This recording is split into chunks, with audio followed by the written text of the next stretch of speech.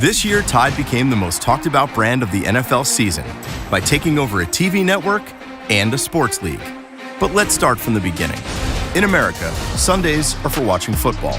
Sadly for NFL fans, Sundays are also for laundry. So to own the conversation, Tide gave NFL fans a reason to celebrate, a different day to do laundry. Awesome.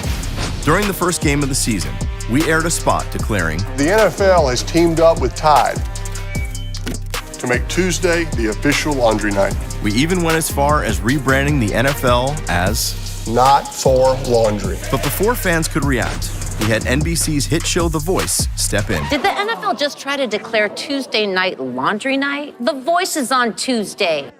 This sparked a Twitter war that took over social media. Some supported the NFL.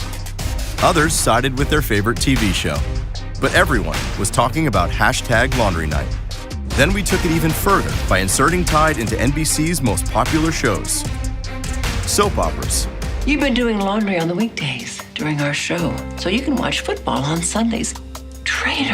Sitcoms. The NFL thinks they're better than us. Even Saturday Night Live. Okay, NFL, let's set one thing straight. Laundry night in America is Sunday, okay? And while every TV show defended their night from becoming laundry night, the NFL had daily reminders to keep Sunday laundry-free. Sunday is coming. Players released special edition Tuesday Tide Pods on social media. Tide was great on Tuesdays.